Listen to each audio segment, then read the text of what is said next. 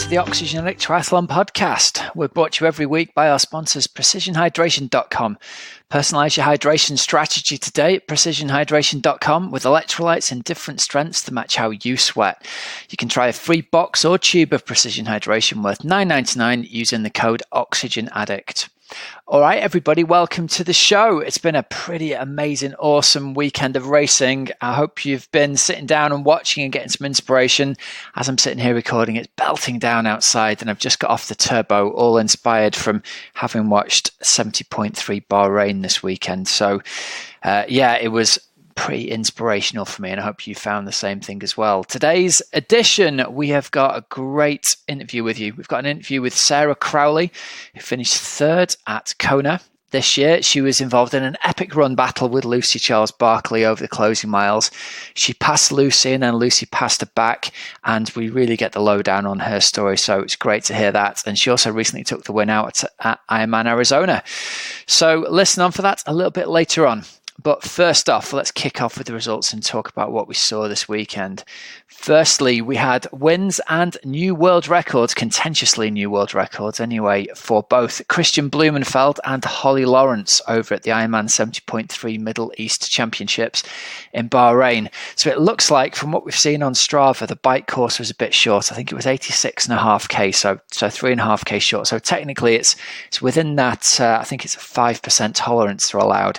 There's obviously a lot of chatter around whether it should be recognised or not, but regardless, both Christian and Holly totally laid it out and went faster than last year. So how about this for some times? Christian Blumenfeld won in 3:25.21. That's just ridiculous. After biking a 1:52 and then closing with a 1:07 flat marathon. I was trying to do the maths on this earlier on. I think if my maths is right, that's 31.5 minute 10Ks back to back, and final 10 and a final kilometre added on the back of that. So like 3:15 a kilometre or something ridiculous. It's just amazing running by him. He's doing so well across a whole range of distances. Obviously, he was second in the WTS overall series this year. He was second out of Malta at Super League Tri. We went to see there, and he's just one of these guys who just lays it out on the line. He absolutely went shoulder to shoulder with Vincent Louis, and it was just found out a little bit in the final sprint by Vincent Louis. But for someone to be able to race so dominantly at every distance, all the way from those super sprints all the way to 70.3, pretty amazing. And he's talking about stepping up to iron distance this year as well, so I'm super excited to see what kind of time he'll put out in his debut. So on the men's side, Christian won. Daniel Bakkegaard of Denmark finished second in 3:29. Again, got off the bike in the same pack, and he ran a 1:10, so he was a couple of minutes behind. Third was Kasper Stornes of Norway as well, one of Christian's training partners, in 3:33. Again, off the bike with them and ran a 1:14. Mark Buckingham in fourth place. So a great run from him in 1:12. And Ben Canoe, I think, got off the bike with those guys, and Phil Graves was with them off the bike as well. Both those guys faded a little bit on the run. So that was the men's results. Over on the ladies' side, pretty much, it's got to be said, a domination from the Great British ladies here. I don't think we've ever seen such tight packing. First up, Holly Lawrence takes the win with a new women's world best of 3:52.51, a few minutes faster than last year for her. She biked 2:04 and she ran 1:21.30. Jodie Stimpson, making her debut at 70.3, went 3:55. How about that for a debut? She biked with Holly Lawrence and then was found monting by just a couple of minutes on the run. She closed with a 1:23.50. So amazing debut for her. And also Claire Hann in third place was just a handful of seconds behind there. She rode a couple of minutes faster to bridge up almost on the bike and then ran a 1:23.58. So I think she was only 20 odd seconds behind Jodie at the finish.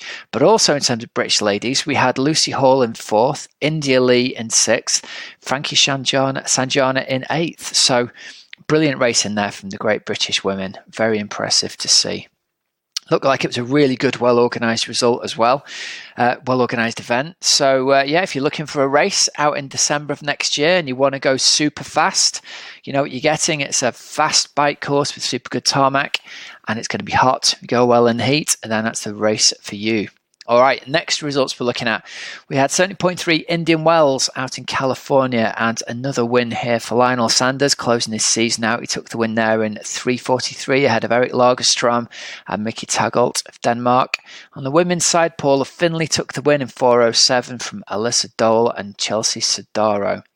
And then finally, from down under, we had racing at the Ironman Topar 70.3. I think I've said that correctly, Topar. I used to think it was Taupo.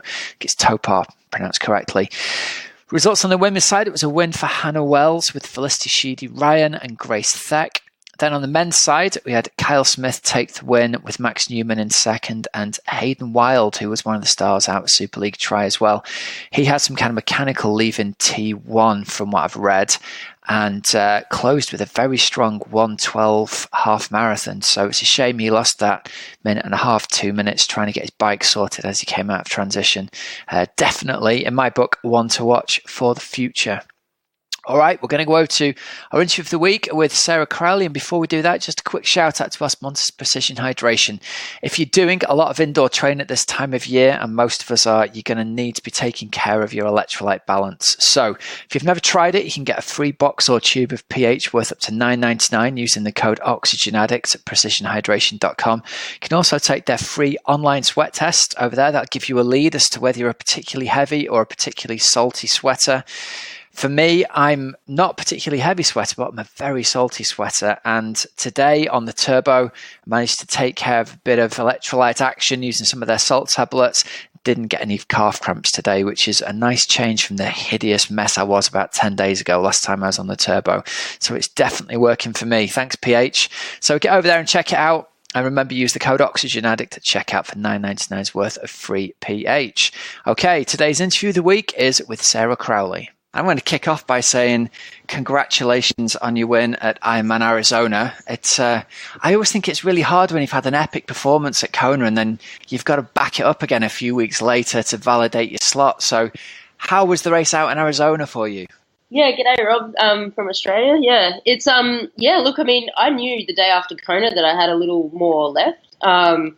So we thought we'd test myself a little bit at Noosa Try, and then the day I had to verify my entry into Ironman Arizona. It was the last day for entries. Even though I had an entry, I sort of confirmed it on the Sunday afternoon. I just thought everything still was okay. So, I think it just puts us in a good position for next year. That was kind of the thinking. If we could get that extra race out of the way, then, we'd go ahead, and things weren't looking too bad. And so, we gave it a crack, and it ended up being a really good decision in the end. It looked like you had a really good day out there. Did you feel pretty much in control the whole way through? I think certain times I did, and then other times it felt really difficult. So I think I always knew I was going to have a good performance, but I wasn't expecting the level of hurt that I actually had. Last year I raced Mar del Plata, Argentina, South American Championships, probably an extra week. I think it would have been, say, the same weekend as Bustleton. And so I had one more week last year, and I didn't feel the same sort of hurt. So I'm thinking maybe some of the course conditions impacted that. But, I was really pretty much, I think I probably overshot the bike a fraction on the first lap. I went really hard and just was really quite excited about, putting on a good performance and feeling so good that I possibly sort of overshot the first lap of the bike, which I paid for a little bit on the run, but I held it together. So, I think I underestimated cement surfaces, by the way. That course was really painful on the legs, and it's taken me a little bit longer than I expected to actually recover. So, it's done now and we're all sorted. So, please. It's interesting that, isn't it? The effect that running on concrete can have on your legs. Did you find your legs were really smashed up afterwards and really sore? Yeah, I mean, there are sections in there of gravel. And when I went to do the race initially, when I was thinking, I thought, I know I pulled up well after Roth because it's got quite a lot of gravel surfaces. But, out there it's certainly a lot more heavy cement. And you could really tell the difference between one small section where we got to run on the road versus the cement. I don't know. I haven't read any studies on cement and how much force, additional force it adds. But I could certainly feel in the joint it was a lot more stressful and probably started to hurt on the run, possibly 5 or so kilometers earlier than I would have expected in the joints, not, that real back end soreness. So, yeah, that was a little bit hard to deal with, but I knew that probably if it was hurting me, the other girls had also done Hawaii, so it was likely hurting everyone a similar amount. So, you just, well, at least you tell yourself that.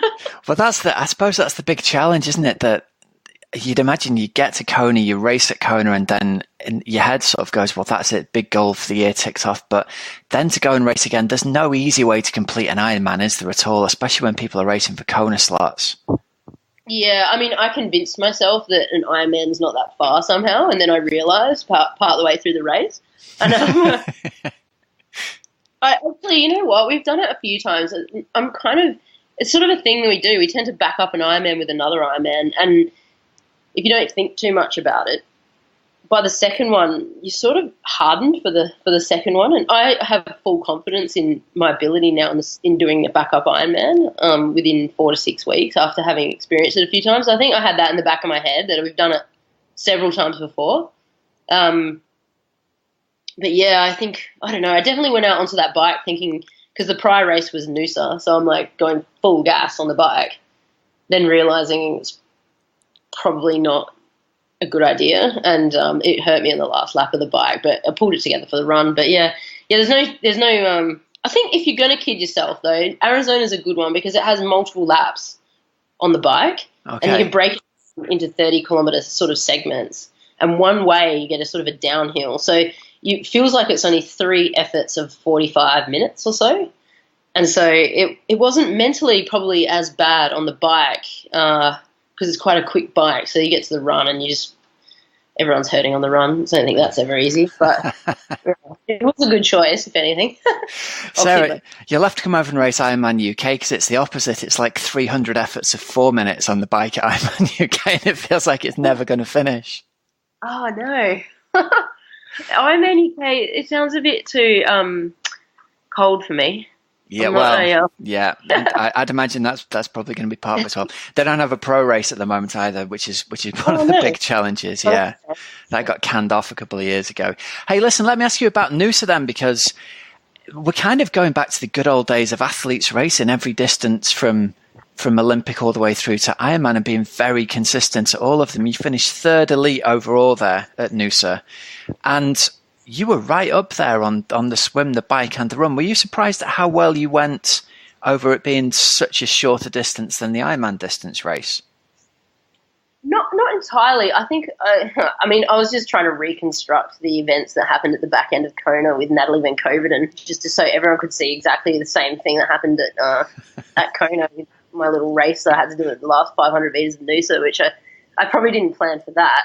But yeah, look, I really feel like we'd done the work leading to Kona. We do actually do a bit of high-end work as Ironman athletes. Not a lot, but I knew that I had a speed that I thought that I had maybe more endurance at. It's probably not as fast, but I could hold it for longer. And so I felt like we'd done a lot of this work at that kind of threshold kind of pace, that maybe that my endurance would actually help me in holding that for a bit longer, and it actually did. I feel like if we had another couple of Ks, I would have eaten everybody up. I could see them fading a little bit. I didn't have the sprint, obviously, but yeah, I definitely had a different level on the bike. Unfortunately for the race, it was quite a choppy kind of day with the ocean, and so we had a modified swim, which was I can't believe I'm saying this, but now I'm actually disappointed in that. Probably go back 3 years ago, and I definitely would have preferred a shortened swim. But for this one, I was disappointed. But yeah, look, I think we sort of do a bit of that training now, and I really wanted to see where it could take me in that race. I knew I'd performed well there a long time ago, and so yeah, I was kind of excited just to see if we could still had some speed in the legs. Yeah, it sounds like you were kind of full of confidence and excited to see what would happen rather than sort of intimidated stepping down a couple of distances. Yeah, no, we sort of make sure that we can race sort of any distance, any day. Like, it's a kind of a little, one of our little things that we have. And, I guess, maybe we're not training quite specifically enough. And but I'm confident that I could pretty much step into any kind of race, and especially after the training block that you do leading into the Hawaiian Ironman, and at least be competitive. Except for maybe the real short stuff, because I had a lot of trouble at the Island House 2 years ago. That was, it was super short. I was going to say, would you ever be tempted by something like Super League Tri, where the distances are really super short? Well, I think I would just not be able to do it so soon after Kona. So I think I could definitely do Olympic distance non-drafting, but then it starts to get a little bit more specific, and I think after that it becomes a lot more speed rather than your sort of threshold type. My ability to compete with the girls at Noosa was based off the fact that I can run repeats all day at like 3:30 pace, but I can't probably run many at the moment at sort of a 3:10 pace, whereas they can run just enough at that pace but couldn't hold it all day, and that's kind of where we went with that race. Whereas if you're going to a sprint race, you're starting to talk quite quick and you need to train a little bit more specifically, I think. Yeah. I mean, maybe we'd need to do an extra couple of months, but it would be kind of fun maybe. I don't know. Yeah, you should get in there and give it a go. That'd be really good fun. It'd be great to see you doing distances all the way through from that sort of super fast enduro format all the way through to finishing on the podium at Kona. That would be amazing. Fun or funny, we would see, yeah. Yeah. Well, it'd be great from the point of view of the spectators getting to see big names racing at different distances. I think it would be super, super painful for you. So maybe we'll let you off the hook on that one, hey? Yeah, that'd be nice. Hey, well, listen, let's go back and talk about the race at Kona then, because from a spectator's point of view, sitting and watching you and Lucy Charles-Barclay duke it out on the Queen K in the back end of the marathon was one of the best bits of sport that I've seen this year. And everybody that I know who watched it said, there are times when the back end of an Ironman can just be, not much going on. And it definitely wasn't the case this year. So how did that race play out for you out in Kona? Well, I guess to start with, this year was a bit different for me. Like, I got to Hawaii and I felt I felt prepared before, but if you look back at, say, 17 where I was third, it was only my second year on the island, and I felt I was probably harshly done by on my own part the year before because I had pneumonia leading into my prep, so I got 15th that year. And the next year I'd come off a few good races, and I was carrying myself, not with the expectation then, but with a belief. Perhaps my body wasn't actually a belief that was mismatched with my capability at the time, but I believed so much that I actually performed super well. I don't know, my coach will probably say you were fully prepared, but that's in my and then the following year I had an injury during the year, and then it meant that I probably didn't perform at the level I wanted to, that I was capable of. It probably matched about the amount of preparation I had done and the level that I'd got to with my preparation, but I knew that I sort of faded, and I was in third and I dropped back. I certainly wasn't. This is 2018, isn't it? Yeah. So I sort of faded back, and it left me very hungry. This year, because it's like my fourth time there, I knew as soon as I got off the plane, I was kind of, in fact, before that, we left my altitude base to do Santa Cruz, 70.3 in September. And I just knew that we'd done some super good work, and I was kind of like, okay, let's just hold everything together now. A few more finishing touches, but everything's, I knew I had something special to show everyone at that point, and I was quite excited about getting to Hawaii, but I knew I guess with experience, you know that you still got to keep a lid on it and sort of disassociate yourself with the excitement and get on with the job. So then I came home and I had three or so weeks at sea level, and they went super duper well. And and then we go 11 days out, and I knew when I landed, I just wasn't the same athlete that I'd been the last few years. Like, my body had caught up with where my beliefs were a couple of years before, and I just got onto the island and I knew there was a job to be done, and it was quite a different feeling. You know the routine, you know how the race plans out, and you don't have any of those strange anxieties that people often get in Hawaii. So from my perspective, when I was on the start line, I was quite focused. And I seem to, some people do and some people don't at Hawaii, and I seem to be quite focused right from the starting gun, even with the swim. I probably didn't position myself perfectly in the swim. A last-minute change in the order, so now it's quite tactical. I'm sure you've heard this and may have seen it in the race, but I was kind of trying to I can't swim with Lauren Brandon, but she can pull me up into the group. And I actually kind of am friends with Lauren, and she lives in Park City, so we kind of know each other. And I just thought, I'll hang out with Lauren. But in the last minute, she was kind of hanging out with Danny, and Danny moved, and then I ended up on the far left, and all the fast girls were on the far right. So if there's any drone footage, there's probably this weird person with this egg beater swim stroke cut in a right angle to sort of get straight over onto their feet. So I kind of didn't get pulled through as much as I would have liked. Now, this year was kind of...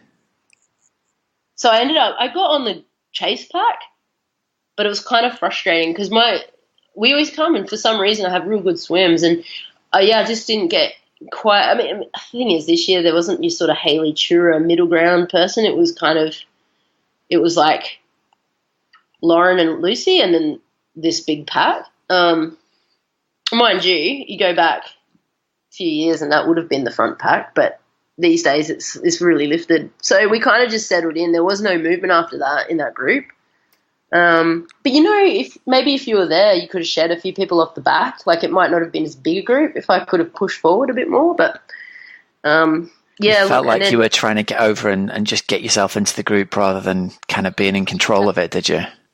Yeah, and I actually really pains me to say that because I spent a lot of time working out where I'm going to start in a swim because it's critical for me with not having a strong swimming background. I've got a lot of swimming background, but typically it wasn't strong. So for me, it's a little bit frustrating that I actually did kind of make a mistake there. But then it was pretty quickly rectified, and maybe or maybe not, it would have, who knows, like the swim's a swim in the end.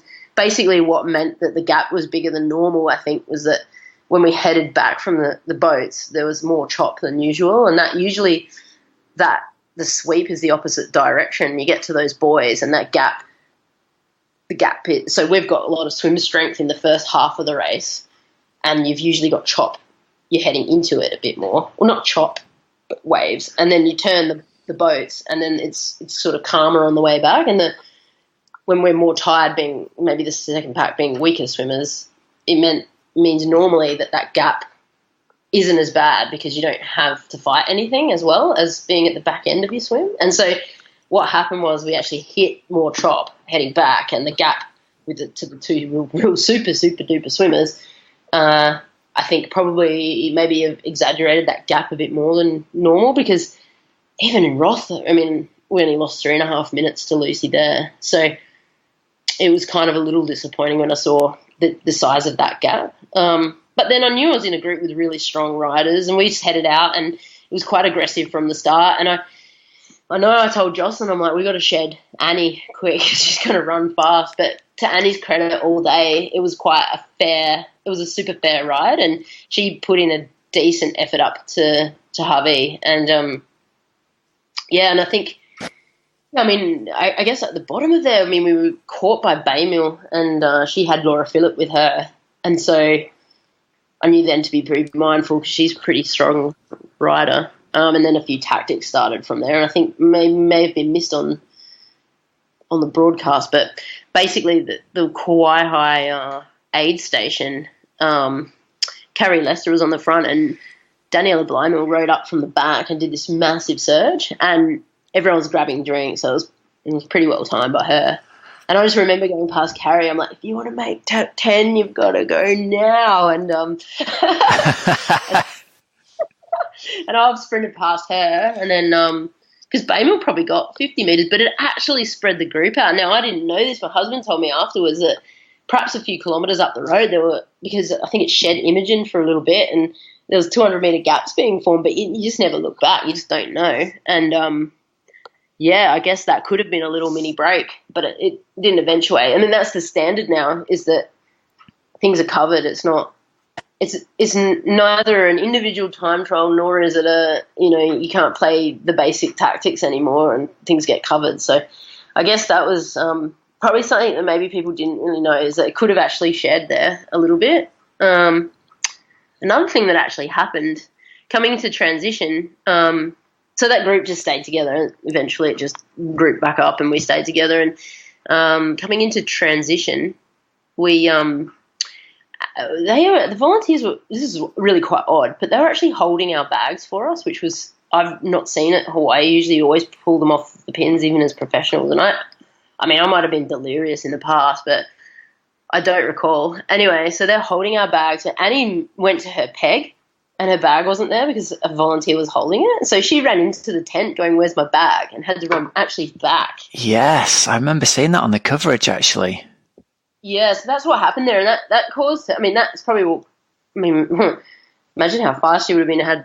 She would have been even quicker. But, yeah, that was a bit of a shame for her. But I guess it didn't impact it then. But it could have impacted it in the back end. You'd be pretty disappointed if it was a fight to the line or something and your bag was misplaced. But, yeah, when she got off and I got off, eventually she caught me after maybe only 400 metres because she was probably running like 1 minute 400s. But she was flying, wasn't she, straight away? I was ballistic. When she went past, I said, "Oh, well," like I said, "Good ride, Annie." Like, that was really fair, and I think that was good. And then, just a bit of a moment. I wasn't going to chase her. I had to stick. And this is one moment where you do really need to stick. I think on the bike, tactics play a part, but when it comes to the run, and particularly the first hour, it's just all about regaining all the calories you've probably lost without sort of stressing your body too much and settling in. And so I didn't really feel it was necessary to, and I have little rules about how much faster than my expected race pace I'm prepared to risk in that first section as well. And I'm quite strict about it. And so I wasn't prepared to go out chasing Annie. I wasn't, to be honest, I wasn't convinced she'd hold that speed because she'd have been injured that year, and you never know what people are doing, but I was pretty amazed by it, and I knew that I was running pretty fast and that I had a feeling I'd be able to hold a good marathon time, so good on her, really. And then we got out onto the Queen K, and I was expecting – sometimes you get up onto Palani and then the reality of the race can kind of hit you because it is then, a little bit more isolated, but I was having a really good day and really just quite enjoying it. And then into the energy lab, I was just running down that last straight in the dog leg of the energy lab, and I just couldn't see him coming. And then I started to be able to see the turnaround before I could see the two girls heading back in towards me. And I was like, shit. Well, sorry. I was like, that's okay. Sure, it's not that far up the road, and the race is right there. And you start to see the motorbikes. Like, geez, that's not that far, really. And I was probably lured a little bit by it. Maybe this is the thing. Kona's not the place you can ever lose concentration on what you need to do for like even a little bit of time. And I feel like maybe I was lured by the impeding race ahead of me and Annie was like, "You can do it." She actually said that to me. I'm certain of it, unless I'm making it up because I'm deluded at the time. And then I'm like, yeah, I can do this. And then, you start to actually see the motorbike just floating around in the distance ahead of you. And I got onto the Queen K and I'm like, geez, that's Lucy like right there. And so I was probably drawn to it a bit faster than I would have done. So I get this question, well, not this question, but I get probably criticised a little bit about how I actually passed Lucy. And I feel like for me I had no other really option. Like when you're at the back end of the Hawaiian Ironman and you're talking about the last few kilometres of the race, it's a long day and you can really only respond to what your body's capable of producing. And, you think, oh, I would have run slower up to her and then passed and surged. And I just swear that my brain was disconnected. Like I was telling it to surge and then I'm like, why aren't I surging? Oh, better not surge. Why aren't I surging? Better not surge. And that was my body was telling my brain back, don't surge because it's not a great idea. And so, you can't really, that's like, you can't control that. That's just what's sort of happening. So, probably the main thing I may have done, it's hard to say I would have done anything differently, really. I think because for me, I'm running a sub 3 hour marathon in Hawaii. Lucy's running a 3:10 or whatever. it's a very different scenario that she's been passed and had time to. She's probably run a bit slower for a while, having been passed by Annie, and then I'm obviously going full gas to chase her. So it's not the same race that we're having. And so when I got repassed, I actually didn't think, oh, I've got to go do this now. It's more about what am I physically capable of, and what do I need to take in, and how am I going to manage to produce my best performance for this last 2 kilometres. And so, there goes Lucy. Oh, yep, she's still running fast. Bye. Bless. Your heart sings. Of course your heart sings because it's right there. But you can only make it worse, I think, at that point. So, yeah, that was all I was capable of. Well, I think, it's worth pointing out, isn't it? You passed Lucy with about half an hour to go, half an hour's worth of running to go. So the speed you're running at is probably, 4 miles to go at that point, and she passed you back 10 minutes before the finish line. Yeah, it was basically on probably the first 100 metres of that little climb before you turn right. It's not little, actually. But on that climb before you... I bet it doesn't feel little at that point in the race either. No. But you know what? I actually ran it because, we do some training sessions in the week before, and I actually not normally run that far back in when we do run a brick session. And I did just gee, it's funny how you have those. It's almost like a premonition during the week. I'm like, that is a solid hill. Never noticed that before. And then obviously it had to be the one that stung me up on race day. But it's not an easy hill. I just had a moment. Hey, you look at my watch, everything's super consistent. There's this 1 5-minute K, and it had to be then. Yeah. It's nuts. Yeah. But that's Hawaii, and that's Ironman racing. Yeah. How sort of conscious were you at the time? Because I'd imagine with 10 minutes to go, Ironman Hawaii, it's hot, it's humid, you've raced your legs off all day. Were you still in contact with she's coming back past me, I need to make an effort, or were you just in survival mode at that point?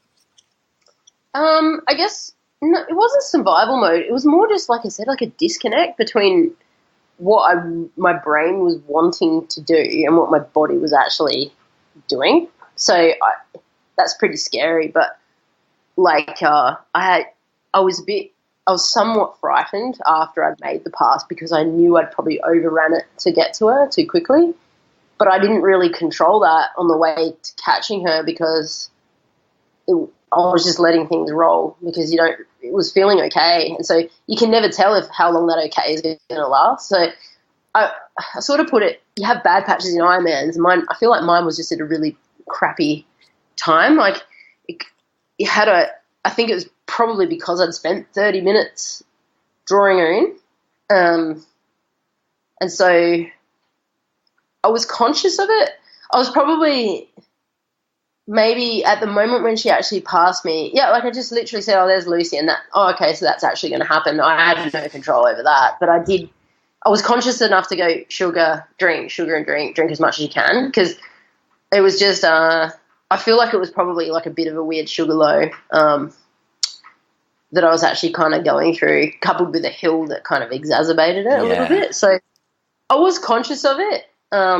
You know what? I still pushed, even though I was I couldn't believe. So when I was coming down Palani, I was almost in I was probably, in fact, if a camera was strapped to me looking upwards, I would have been crying and blubbering mess because I was literally trying my heart out to stay in contact because you just don't know what's going to happen. But I was she's pulling away. I'm trying so hard, and that's just the end of the race, really. Yeah. So I was conscious. It was a very painful experience. Yeah. You can kind of ignore it now, but... Well, you definitely gave it everything for sure. It's like you said on the footage, it looked like it was kind of a low blood sugar. You were obviously still trying really hard, and there was nothing in the tank. It was try to keep going and... Power cord out. It's like someone knocked over the vacuum power cord, and I was just so really strange though. It was fine. It was almost immediate. It was slow. Yeah. Super weird. Yeah. Yeah. It sounds like there's an awful lot of respect between you and people that you're racing. You've mentioned a couple of times how respectful you've been to Annie Haug with the fair race on the bike and how respectful you've been of her on the run. Is that generally the case? It seems like there's a lot of mutual respect between you top athletes.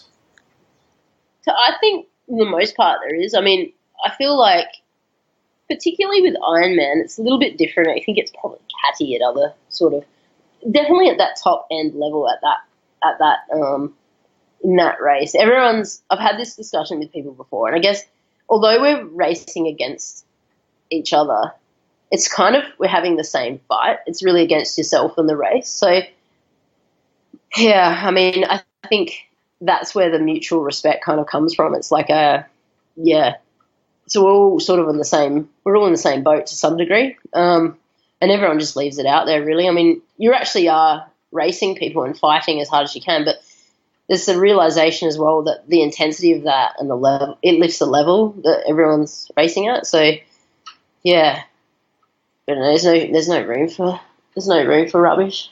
It sounds like at Ironman, your competitors are helping you get the best out of yourself rather than tactically racing people. Everyone's kind of going as hard as they can for 8.5 hours. Yeah, I mean, no one's directly like helping. I mean, there may be people in the race that are helping each other, but there's no one really directly per se helping each other. Everyone's still trying to beat each other and trying everything they possibly can to do it.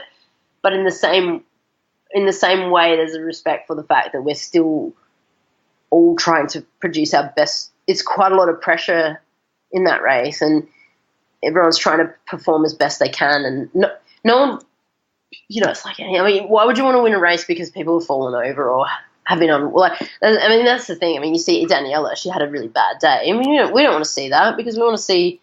It would have been interesting had she been pushed past in the bike. What would have happened then? Like, would Annie have chased Danny down? I don't know. So, like, would I have caught up to Danny? I don't know. It would have. You don't want to see that. You want to see the people at their best. So, I feel like, we just all respect that we're all trying to do our absolute best to be our best, and I think it's a good place to be. Yeah, fantastic. All right, so let's talk a little bit about racing in the heat and humidity out in Kona, because I know you're sponsored by our friends Precision Hydration. How helpful and important is that to you to take care of sort of electrolytes and hydration when you're out racing in the heat? Yeah, I mean, so I'm fortunate that I have probably genetically fortunate that for me, I respond really well to heat and hot conditions. But for me, getting the salt right and that sort of the most important part for me is kind of like the preload of salts and things is like super good, because it's like a added bonus almost, because for me, I can afford to then make a few mistakes on race day and it won't cost me as much as other people. So for me, it's kind of like a little spare thing. But for other people, I've got friends that if they miss their salt, they're going to be a no-show by the run or halfway through the run. And, yeah, so for me, it's like if I don't do that, then I can't get the best performance that I possibly can get out of myself. And so, yeah, we're really, I guess, we're quite detailed with all this stuff, and we've practiced it several. I've made mistakes. I made a mistake this year, actually. I had a meeting actually with Andy from Precision after Roth, because I don't know if anyone's seen a photo from Roth of me, but I blew up like a balloon because I was somewhat two factors. One, I was really freaked out about what had happened in Frankfurt the week before, and so I was like nervous it was going to be super hot. And then secondly, I was kind of like nervous drinking the day before, and so I'd taken in salt and then too much hydration, and I just blew up like a swelly belly. And in fact, during the swim, I was feeling like I needed to go to the bathroom, and it actually cost me a little bit, because on the bike towards the end, I had to actually go to the bathroom on the bike, which I've never done before, but it was that bad. I held on for like 3 hours on the bike. It was awful. Oh, there's no worse feeling, is there? Like, I don't think I could have actually stood up straight. And then so it just shows how critical it is to get it right. I think that's what I mostly learned from that, was like, fine, we've practiced it so many times, but you can still get it wrong. So it's really important, I guess, that people understand like what their body does in certain circumstances, and then be able to modify the plan, depending on the conditions and stuff. So, if it's cooler, definitely don't go too crazy. But it is actually a very good insurance policy in races like Hawaii and et cetera, Asia Pacific kind of area as well. So, yeah, definitely good. a critical part of the operation. Yeah. And then let's talk about other sponsors. And you ride in for Canyon. Obviously, Canyon seem to be they're all over the place at Hawaii these days. You got Canyon and Zip going on, and it looks like you've got one of the best aero positions going out there. Is that something that you've worked on a lot with them? Yeah, I mean, like, it's been a process. I mean, I've sort of had some modifications done recently. I've got quite a rolled thoracic area, and it's kind of good for tucking my shoulders in to become more aero, but it's not great for getting low. And so I've got quite narrow shoulders that are kind of rolled forward. And it's really obvious when I run.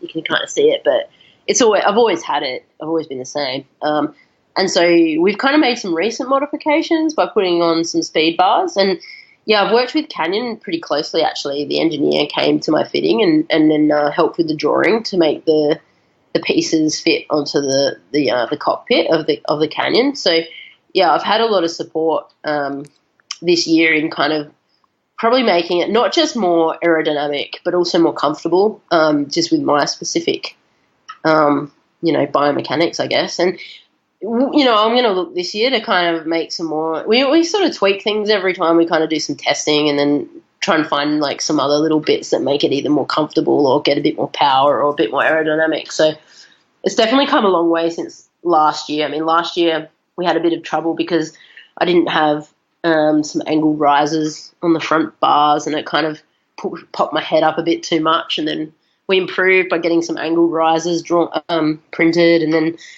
then the next thing was probably the bars. So I think, going forward, we'll keep continuing to kind of pursue that. But it's good to have a company that's kind of really open to,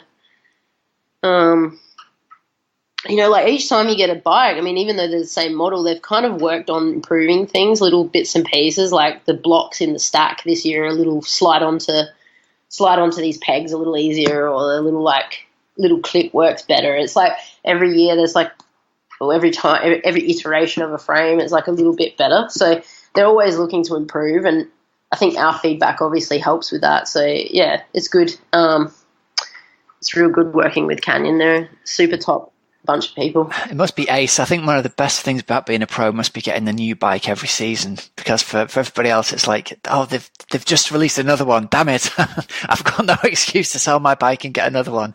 I love watching these new innovations come out every time. Oh yeah, it's cool, but it's also like a poison chalice, because it's like, oh, I like my bike, I just want to stay on it. And so I actually have a seat post and seat that I keep just transferring across, so it keeps something old, something new, something borrowed, something blue, I guess. So I keep sort of, it's like a new marriage each time, but I do try and keep it like something sort of, then we know we're getting, at least then I don't have to fully do a new setup each time. Like I can just bring that over with the line drawn on it, and it's kind of going to be identical. So yeah, it's always a little nervous, like when you do that and change anything, because I feel like a lot of the time you're doing so many repetitive movements, and just one little thing can be, maybe you don't notice the day you use it, but maybe in 2 weeks, 3 weeks time, you can develop a problem or an injury, and it could come down to something as simple as your cleat not being in the right position, and just repetitive action over multiple weeks. You can't always identify it back to what you actually originally changed. So yeah, it's something very, although exciting, so definitely be cautious of making changes. And this is the best time of year to start making changes, particularly you folk in the Northern Hemisphere. Going into winter, it's definitely a good time. Excuse me. All right. Last question then. What are the plans for the coming season? And what is your plan to step up a podium position in Kona for next year? 2-part question. Wow. Well, I guess, I mean, in terms of planning races, I can plan where I'm going to be, so that might help. So I plan to be in Europe and possibly replicate a long distance race that I did this year in the June-July period of time. And then I plan to be in America after that, which would be very similar, and possibly race in California around the same time as I raced this year, but may not be the same race. And then head home again, because that worked really well this year before Hawaii. It's just come back to Brisbane and be at sea level. And, it's weird because everyone wants to find heat around that time of year in the 3 or 4 weeks leading up to Hawaii. But you know what? I've come to the conclusion that I've been in summer all year, and 3 more or 4 more weeks of like a little cooler. It's not terribly cold here. It's probably 25 degrees Celsius. So it's kind of warming up. It's actually perfect because I can train really hard and not get sort of the downside of like hot heat training is you can actually bury yourself a bit. So, and then 11 days, because I'm quite a quick responder to different conditions, I think just 11 days out, it seems to be fine for me. A bit of sauntering before we go, but yeah, so I feel like next year, the one change we are going to make is I'm going to go into the Australian Alps in this first part of next year to just have some, I guess, baby altitude. It's not very high, but just a bit of mix it up a little bit, just to clear the mind a bit, because we've been going pretty hard now for 3 years. So just to try something a little different, but we're not making any major changes to the schedule. It would just be possibly some slightly different races. But yeah, looking at maybe Roth and definitely Kona. They're the 2, I guess, penned in races. The rest are kind of penciled in at the moment. Great stuff. All right. Well, listen, Sarah, thank you very much for your time coming on the show. Congratulations again on the win at Arizona and the podium at Kona. And we'll be rooting for you next year. We look forward to more of those side-by-side battles. You might not be looking forward to it quite as much as we are, but it's great from a spectator's point of view. Pleasure. Yeah. Hopefully next time it will be, I'll just have a little bit more in the tank. I'll take a spare battery. Awesome. Thanks very much. Cheers. Loved the interview with her, and it's obvious that she gave it absolutely everything that she had. And I was dead interested to find out there what her experience was of getting repassed by Lucy. And it sounds like, the mind was willing, but the body just completely closed down and said no more. So, she's a real battler, a real fierce competitor, and it makes for amazing viewing. I said in the interview there, I stayed up and watched the whole thing, and it was just gripping viewing watching the 2 of them battle it out. So there we go. We've had Sarah on, we've had Lucy on. Just got to try and track down Anne now, and we've got the full top 3 from Kona from this year. See what we can do in the new year for you. All right, then. Before we finish this week, if any of you guys are looking for Christmas present ideas, there's a lot going on at the moment with plant-based nutrition, and I've been sent a review copy of a book by GCN, the Global Cycling Network, called The Plant-Based Cyclist, which has been written by Nigel Mitchell, who's a world tour nutritionist at British Cycling, at Team Sky, and at Team Cannondale. It's a really good, well-produced sort of A4. It's not a coffee table book exactly, but it's definitely really well produced with loads of great photos in, and very informative as well. It's not just getting yourself recipes to try, although there are bunches of them, and there's loads and loads of information on here. And having read through it, there's some really good stuff that ties in with exactly what I've been talking about with my nutritionalist doctor that's going to be on the health special I'll be putting out in a few weeks' time. So really impressed with it. Very highly recommended. And if you want to check that out, you can get it through Amazon and places like that. There's a link in the show notes that'll take you to the book, and it's on like an Amazon affiliate thing that'll chuck us a little bit of spare change if you order it through that link. So you don't need to remember it. Just go into the show notes of wherever you listen and click on that link, and it'll take you straight to Amazon, and we get a little bit of commission at no extra charge to you. All right, guys. So thanks very much to our sponsors, Precision Hydration. Remember, you get a free box or tube of pH worth up to $9.99 using the code OxygenAddict. And if you're looking for triathlon coaching, check us out over at teamoxygenaddict.com. Keep your eye out for special offers we'll have going from January if you're the kind of person who's waiting until the new year to really kick it off with your New Year's training. You want to have the best 2020 ever. Check out what we've got to offer in terms of coaching packages, and we'll have some special offers on in the new year for you. Now, remember, there's links in the show notes for the sponsors we've talked about, so you don't have to remember them. And until next week, everyone, have a great, safe training and racing week. I'm Coach Rob Wilby, and you've been listening to the Oxygen Addict Triathlon Podcast. See ya.